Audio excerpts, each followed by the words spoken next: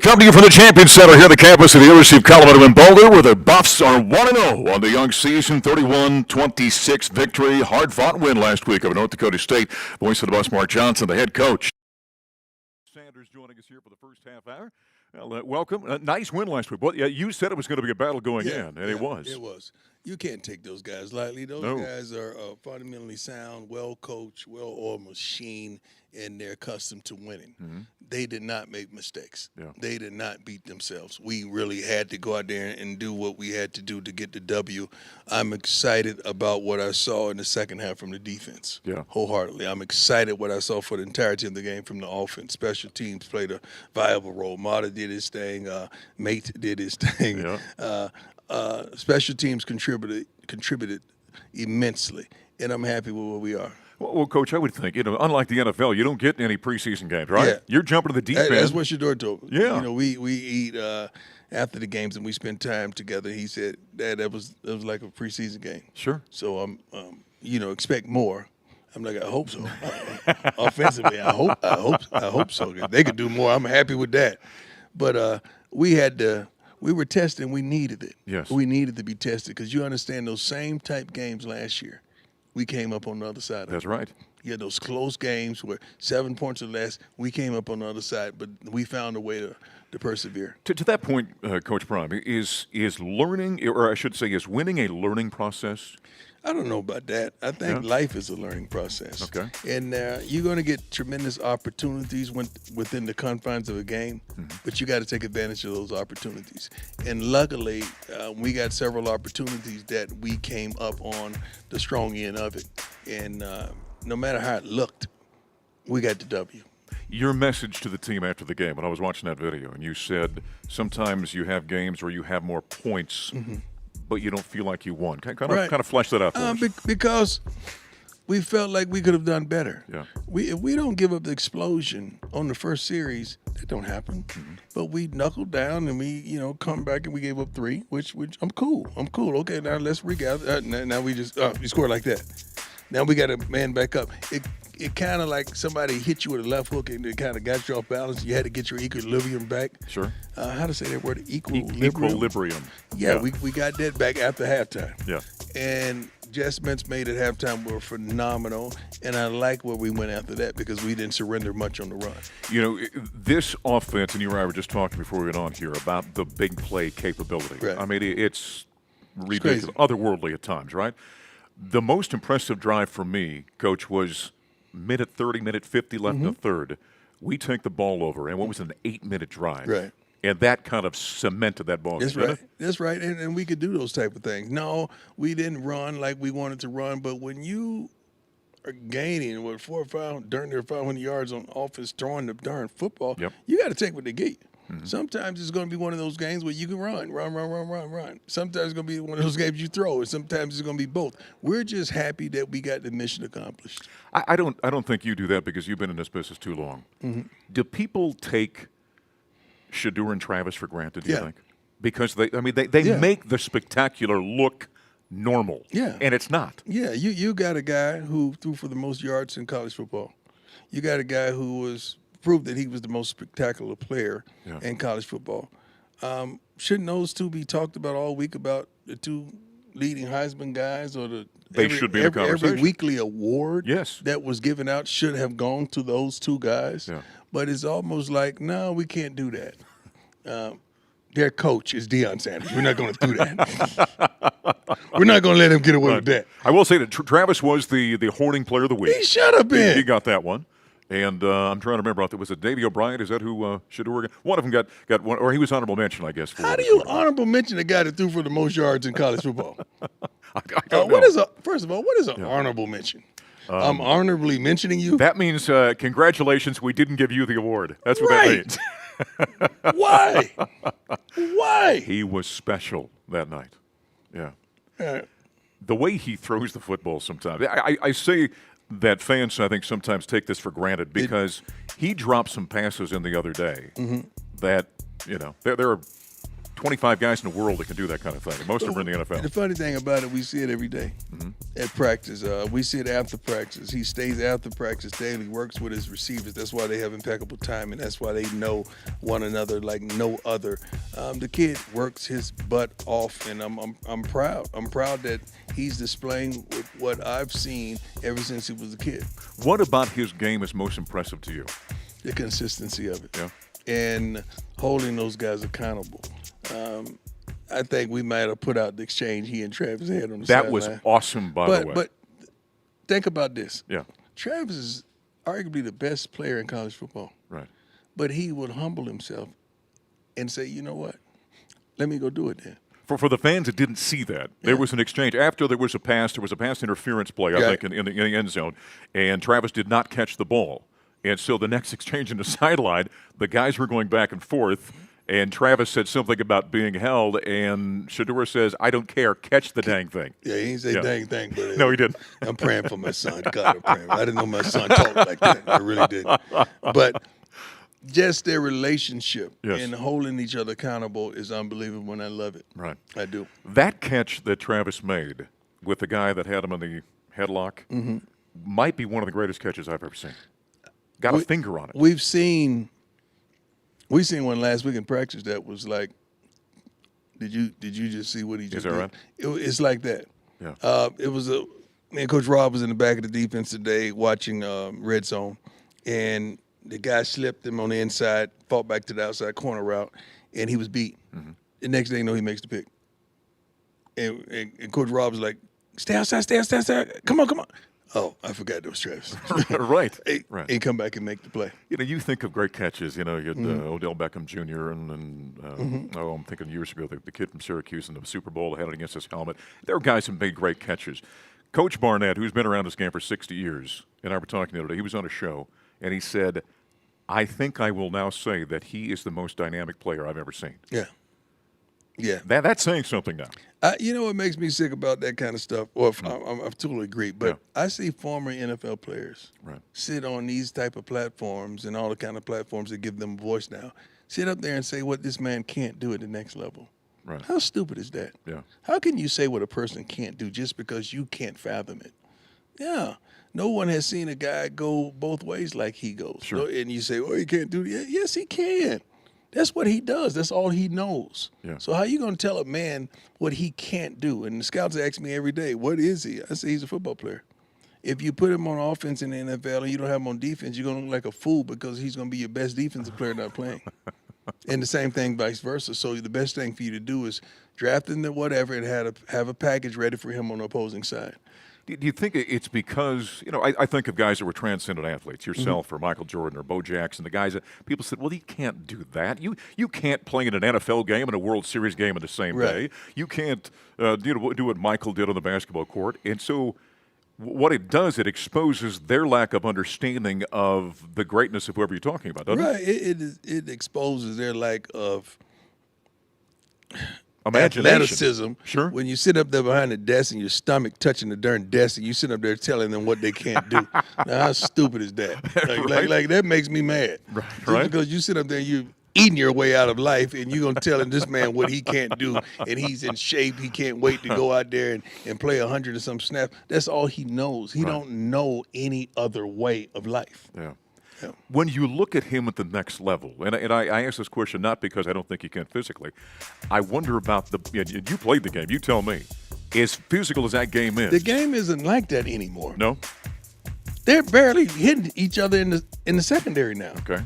They're grabbing them and laying them down now. You can't touch the quarterback. You can't hit the receivers what they say, you can't hit him. Forgot what they said, the terminology that they use, but he has to see it coming. I forgot what. Right. It's a different game. Sure it is. It's not the same game like you and I grew up on. It's not the same game anymore. Even practice, it's not the same game. Yeah. I guarantee you they barely ever practice with pads on in the NFL now. No, that's true. So they keep those guys protected. Yeah. When you look, we get so hyper-focused for obvious reasons on Travis, sometimes the receivers.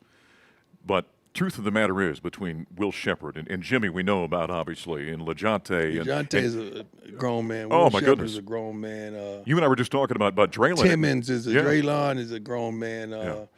we have so many weapons for Shador to get that ball out and get it in their hands. I mean, what we did with our running backs last week, I mean, both of those guys showed glimpses of, wow. Mm-hmm. Charlie hit it. I think it was a 3rd and short. We needed it. Exploded through the hole. I mean, just did what he had to do. And we did some phenomenal things. We just need more consistency out of the running game. Yeah. And I'm excited. We've seen Charlie a little bit. We don't even know what Dallin can really do. I mean, he's. Well, we saw him catch a ball in the flats, Yeah. and instead of running out of bounds, he went straight ahead. Right. And the team loved that. Everybody was yelling on the sideline, including me, because that kind of stuff fires you up. But that kid right there is a dog.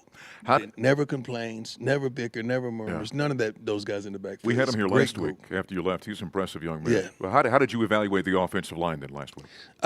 First of all, you only surrendered 1 sack, and we could have got the ball out of there on that, so I'm not going to put that on them. I think Shador and Rock ran a gasser for that, because if they give up a sack, they got repercussions for that. So, but both of them ran because they felt like it was on them. Okay. So I think they did well. They protected our most valuable asset, and as long as they could keep him upright, I see us running up and down the field often. Yeah, the Buffs did a nice job last week getting the victory 1-0, now heading to Lincoln, Nebraska. That rivalry renewed. That's a 5:30 game on Saturday afternoon. We're going to hit the air at 3:30 here in the network. Another segment with the coach. By the way, coming up, we've got the defensive coordinator, Robert Livingston, and also Savion Riley, the safety, is going to join us as well. He had some nice plays against the Bison last week. More with Coach Prime as we continue here on Buffs Prime Time. This is Colorado football from Learfield.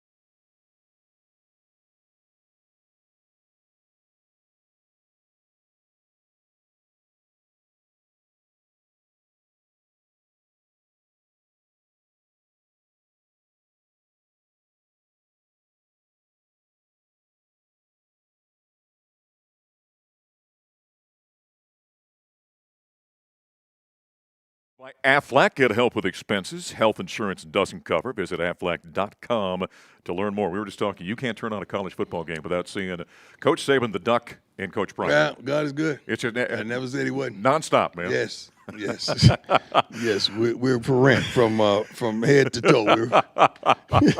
Buffs and the Huskers renewing this rivalry from the old Big 12 days on Saturday afternoon, 5:30 at Memorial Stadium. And 3:30 will hit the air on the network, by the way. Let's see. It was September 6th of 1986. A young sophomore Coach Prime, Deion said prime time at that point in time, Wow. went to Memorial Stadium. You know what? I thought I was a freshman then. Were you a freshman? It was 86. So what was your freshman year? Would that have been? I thought it was 85 to 88. I came out of high school in 85. That's right. Yeah. It had to be 85 to 80. I might have been a sophomore. So I think it was. I went back and I just we had a. By the way, I was a freshman. There's a fan in Alaska named Diane. Say hi to Diane. Will you, Diane, what's up, girl? Yeah, she's the one that dropped me the note on this and said, "Hey, Coach Prime played there back in the day," and so I went and looked it up. Yeah. Yeah, and I remember they were running option, and they ran away from me, and I ran the quarterback down from the sideline, from the opposite side of the field. That's what I remember about that game. All right. I thought that was my freshman year. I didn't know it was my sophomore year. I just looked it up. It was September 6th of 1986. 86, Season 86, opening game. 87, It was number 8 Nebraska, number 11 Florida State. Yeah. That day. It had to be my sophomore year, but I thought it was my freshman year. So not the first time you're going to walk in that stadium on Saturday. Yep. I'm pretty sure it looks a little different now, but I'm excited. I've been in the pro game so much and covered the pro game being with the NFL Network and CBS that I had lost all contact at college. Sure. I hadn't been to a college game really until I really started coaching again. But seeing these stadiums now is new to me. Like, I was excited about the Rose Bowl. Mm-hmm. I was excited about that last season. So I was excited to go see Oregon. I'm excited to go see the stadiums and to go to Nebraska and play. I can't wait because I like it. I love it. You see it. When you go in a place like that, and Memorial Stadium will be as raucous as any place in college football, 100,000 people there, and do you notice that at all, or are you so focused? When you play, no. When you coach, because you see and hear everything, most things, but you got to come out to a great start because you take all the air out of them early.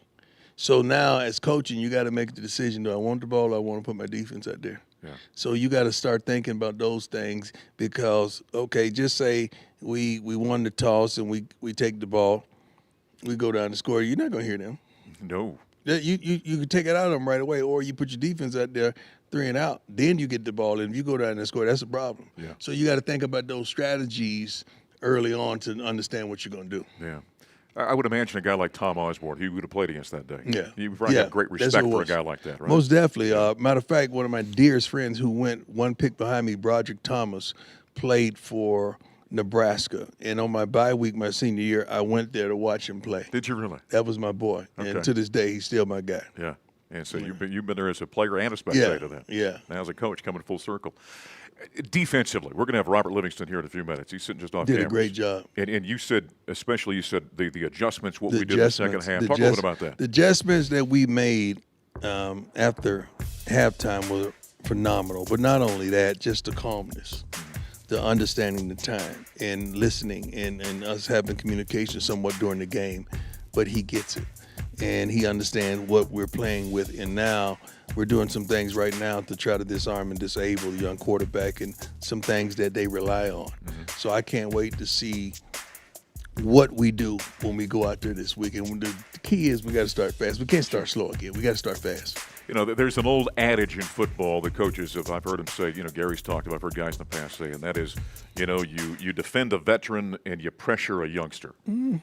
Truth to that or no, you do what you do. Yeah. Yeah. You don't make special provisions for special people. You do what you do. You just pray that you got 8 guys that's going to show up and do their jobs. 3 are going to trip. Mm-hmm. You already know that off the rip. Right. 3 of them going to do whatever they're going to do on a particular place. But you need 7 to 8 guys that are going to do their job, and you got to put them in the positions to be successful.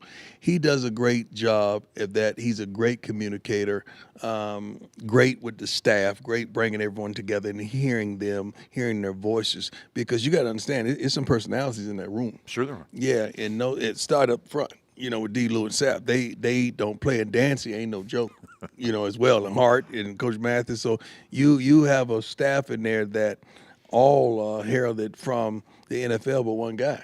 So that's tremendous. I asked you about the offensive run. How about the defensive line? What was your assessment of those guys? I think Chidozie did a phenomenal job. I think several others show flashes. Yeah, but DJ we're asking for consistency, though. Okay. Because these guys want to be pros. Pros don't go with flashes. They go with consistency. So if that's what you want to be, show us who you are on a consistent basis. But that stuff starts at practice. It don't start in the game. Yeah. Did you look at, so you played a very quality program last week, and now the idea is you're stepping up because you're in a Power 4 conference. Do you look at this game as just another test of kind of a measuring stick for your team? We're not trying to measure nothing. We're trying to win. Okay. I don't give a darn about measuring. I care about winning. So I'm not looking to measure who we are. I'm looking to go out there and do some things that we feel like we could be truly successful on, and taking advantage of those things and being dominant. That's what we're looking to do. Is part of being, you talk about guys being professionals, is part of being a professional managing your own emotion, how you approach things? I say that because, the hype around this thing is off the charts. Yeah, it always is. We're involved. Right. Anything I'm involved in is going to be that. No, I understand. Yeah, so that comes with the game. That comes with the package. That comes with the name. That comes with the Colorado Buffs. This is who we are. Our fan base is unbelievable. You know that. Yes, yeah. We start fires. We really do. We start fires. That's who we are. So when we come, I like that. It's phenomenal. It's bigger than ever. I'm pretty sure this game is going to be rated like crazy, just like last week. Ratings superseded the last 10 years. Something like that, yeah. Yeah, so it's going to be. I think it's going to be double that. Yeah. This week. So when you, because I've said about you before on interviews, people have asked me, I said, listen, when Prime gets up in the morning and makes his scrambled eggs, it's front page news, right? Your sons are accustomed to that. Travis is accustomed to that. There's a process, though, for the guys you bring in to begin to understand that, right? Yeah, and we try to teach them that, and we try to make them aware of that, not just when they get on the field, but through when they get here, through the media training, through the understanding what social media does, the understanding what these cameras do, the understanding what your name on your on the back of your practice jersey, and all those attractions that you desire. Do you really want this, or are you just saying this because this is how it is here? And no matter how good you are, somebody's going to say something. So you can't be sensitive. You can't be ultra sensitive whatsoever. Now, if it gets personal, that's another thing. Right. We talked about the beard last week. You guys won with the beard. So I'm not superstitious, man. I trust the Lord. You know that. Yeah, I trust God. Were you ever superstitious as a player, though? Yes. Did you? Yeah. Yes, in baseball. What'd you do? Everything consistently. Yeah. I mean, baseball. You know darn well if you got 3 hits with some pair of draws on them draws gonna be on next day. Yeah, them draws gonna be on next day. Baseball, I think, is the most superstitious Baseball sport, is isn't it? definitely the most. Right. The way you go up to the bat, the music they play for you, your little. I used to draw a half circle in a line. You gotta understand. I grew up in there in the city. I played on both sides. I played in across the town, and I played in the hood. Right. So I played in 2 leagues simultaneously, and we didn't have all the bells and whistles. So we didn't have batter boxes. So I used to draw a half circle in like where I put my front foot and my back foot. Okay. And I remember playing for the Yankees. This idiot said I drew a $sign in the sand. Okay. You got to be kidding. You know this is on television, right? You know it's a camera right there. Exactly. I've been drawing the same thing since I was a kid. That's where I put this foot and that's my stride point. It's funny you say that. I know a guy that was a catcher for Texas A&M, and Florida State played them in the College World Series. And he said you drove him out of his mind because you had a routine you'd go through nonstop. And he said I'd be like, he was a senior. I think you were a freshman or sophomore at the time. And he said, I was like, dude, get in the box and hit. And you had that same routine you went through the American half circle, line, right, stride point, all that. Yeah. Because that just was what I did. And so baseball is very superstitious. Football, kind of. Strangest thing you've ever seen from a superstition standpoint from yourself or an athlete? Think of anything that somebody did that was very bizarre that they had to do? I don't know about strange. Yeah. I know stories, but I don't know about strange.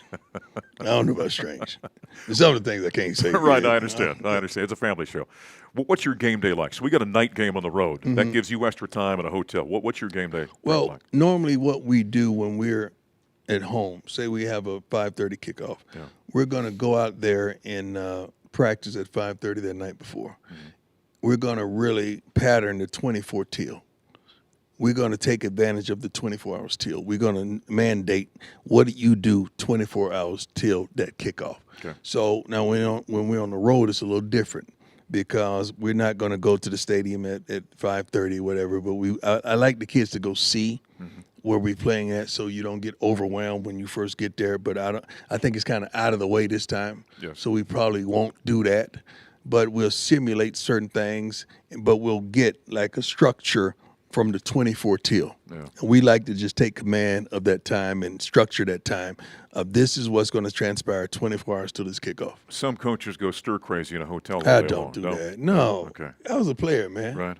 Most of these coaches ain't never played. Yeah, that's true. That's no, true. no, I was a player, so no, because I'm thinking for the kids, I'm thinking for the coaches, and I'm thinking for the parents. Like so, and I know when they got to cut those phones off. I know when it's time to lock in. I know all that kind of stuff because I've been every guy in that locker room. Well, we're looking forward to it Saturday. It's Coach Prime of the Buffaloes taking on the Nebraska Cornhuskers at 5:30 in Lincoln, Nebraska. By the way, our show is brought to us by the Hiltons on Candy, and coming to Boulder for a game, stay at the Hiltons on Candy, a proud hotel partner of the Buffaloes. Coach, good luck on Saturday. Thank you, my man. All right, that's Coach Prime. Coming up next, the defensive coordinator, Robert Livingston, is going to join us as we continue. This is Colorado football from Learfield.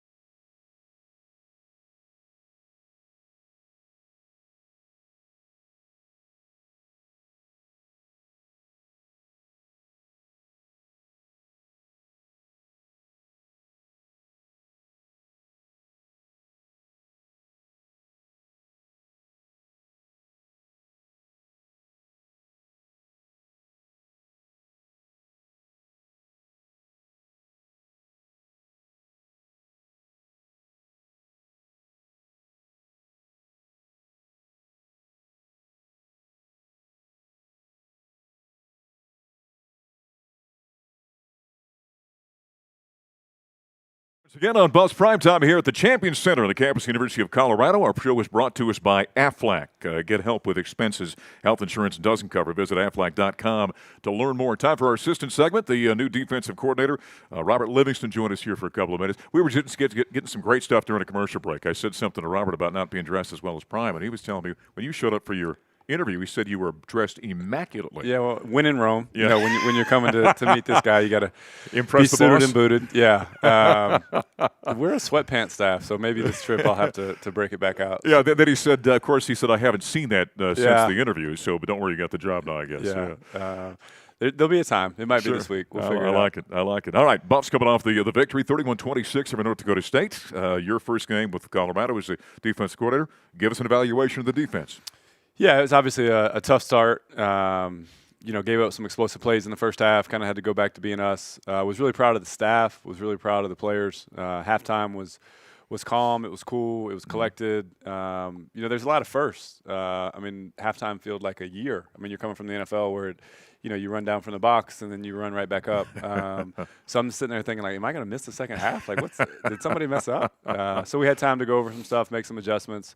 Really proud of them in the second half. I think the story of the first half was just, missed opportunities. We got a chance to get off the field on third down twice. Unfortunately, had a couple penalties, which are learning experiences. And there was a stretch there for a quarter and a half. We played really well, and then got a little tight at the end. But a win's a win. You never apologize for them, especially in this day and age. Got nothing but respect for North Dakota State. That staff, those players.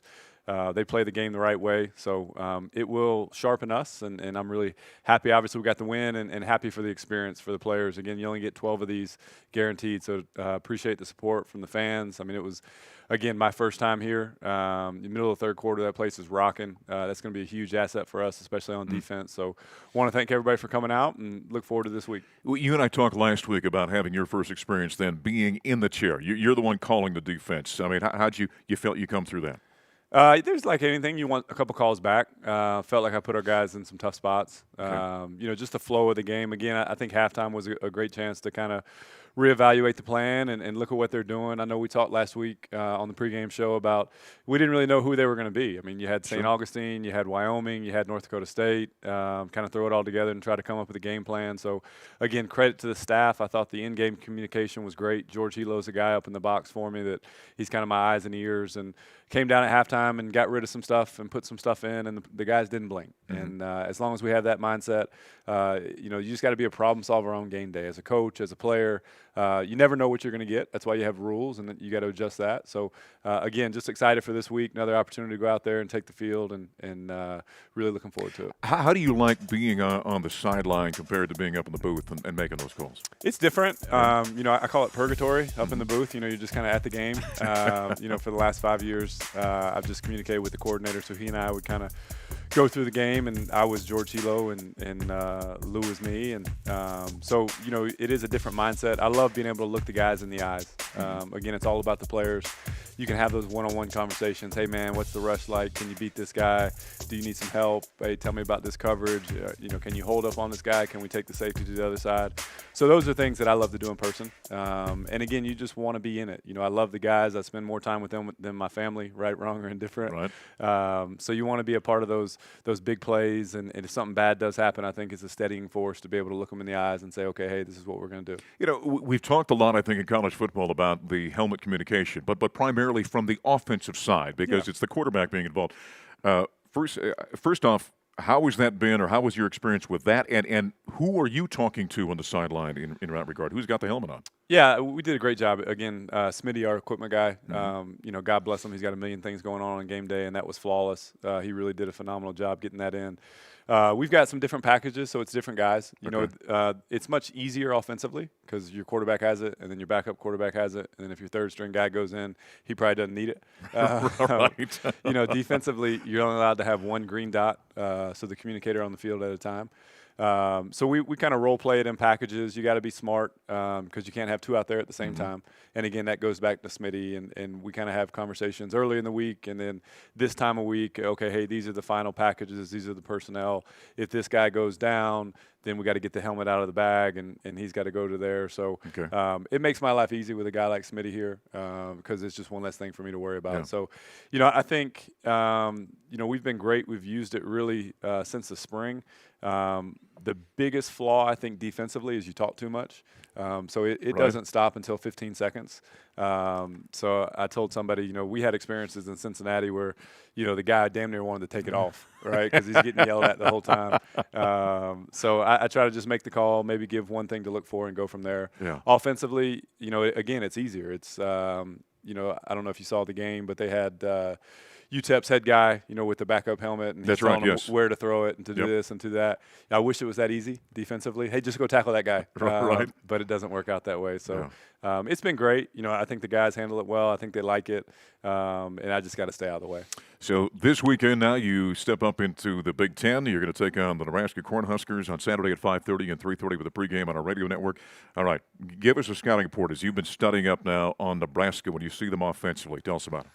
Yeah, I think it starts with the head coach, right? He's obviously a former offensive lineman, offensive line coach. He does a great job with those guys. I think Coach Satterfield does a great job. If you look at what he had to do last year with maybe not the quarterback that he wanted, evolving the run game.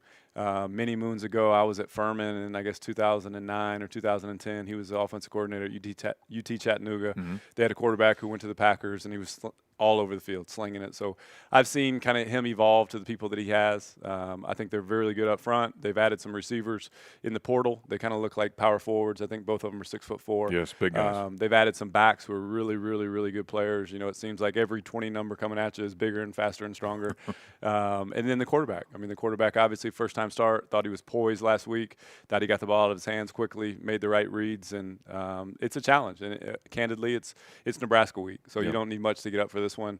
I know the guys are excited, the community is excited. So again, just excited to go out there and put the product on the field that everybody be proud of. Yeah, they've got Dylan Raiola, and people talk about him and the kind of the creativity he plays with. But when you play Nebraska, you think they're going to run the football, right? That's what I think you do what's best for your players, sure, right? That's the one thing offensively. Last year, where I give Coach Satterfield so much credit was he played 11-on-11 football. You look at whether it was I think they played 3 or 4 quarterbacks, right? And there was different offenses for each one and different game plans for each team. And I think they do a great job of game plan specific runs, whether it's the motions or the shifts or whatever it may be.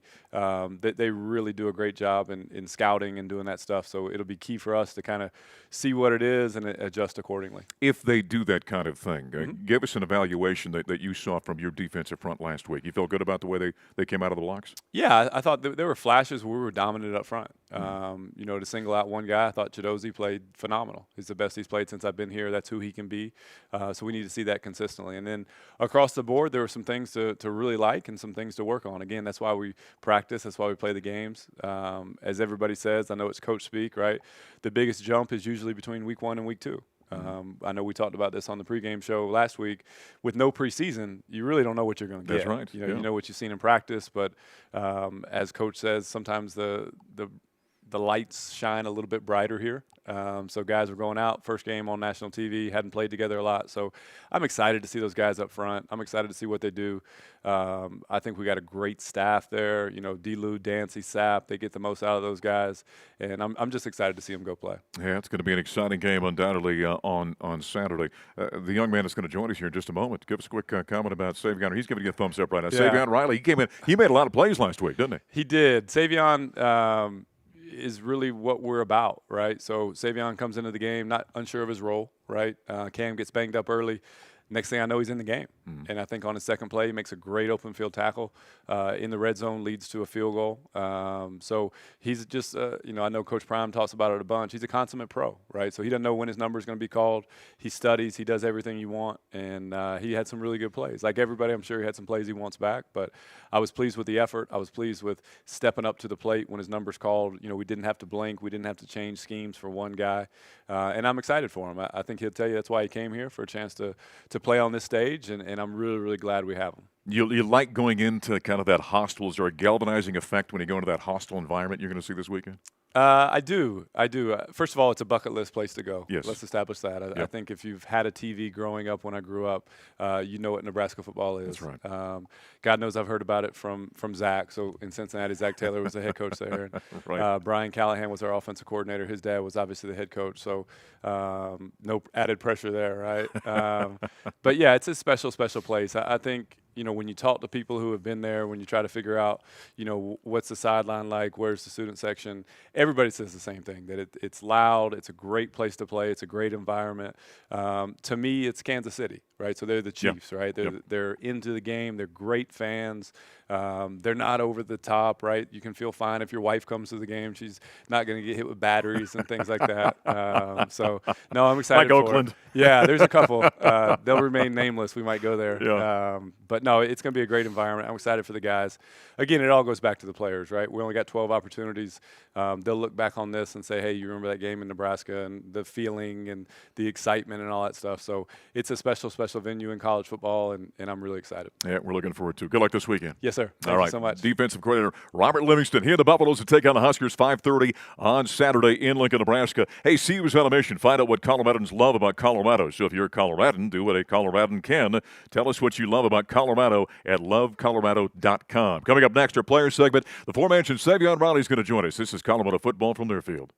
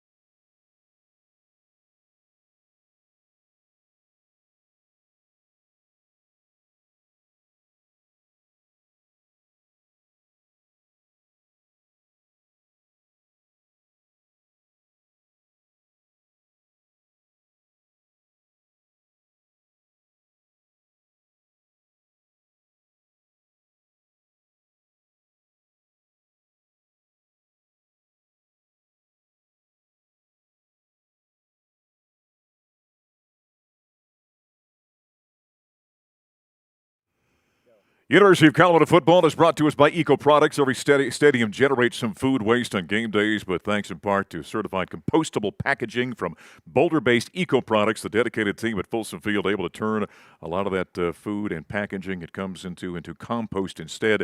Eco Products, they do a great job. Savion Riley joining us, safety for the Buffaloes. Welcome. Hey, good to have you here. Nice to be here, man. Man, we called your name a lot last week. I'm glad, man. Yeah, Out there making plays. Yeah, your first game out there. What was that experience like for you? It was exciting. There was a lot of people. I was really just glad just to be out there, you know? Yeah. Like, I really just took it in. I had nice views. I felt prepared, so it was nice. How do you like kind of your experience here in Boulder? You're at Vandy, then you're at Miami, now you're here. How do you like your experience here so far? I like my experience a lot. I think being here is probably the most peaceful. Yeah. Boulder is a nice place. Mountains, nice views. I think it's just a really peaceful, quiet place. So Okay. I like it here. You grew up in the Atlanta area. Yes, sir. Anyway, down in Georgia. Kind of give us your background. You come from a big family, a lot of brothers and sisters. Yeah, so I have one older brother. Okay. He's 26. Okay. Two-parent home, mom and dad. Nice. Was your brother an athlete? My brother was an athlete. He played football. For who? It was a school. He actually played in community college. Okay. And he played D lineman. Who's the really? Yeah. So you're a defensive back. He's a defensive lineman. Okay. Yeah. I think he should play linebacker though. But Who's a better athlete, you or him? I'm gonna go with me. Yeah. Nah, he was really athletic though. Were you always a football player? Was this always your sport? Always since I was about 5. Never a basketball or baseball or something else? A little basketball too, track, all those other sports. But I started playing football around the age of 5. How did you end up here then? How did that work out? Honestly, life, Yeah. life really. But in the portal, they kind of reached out to me.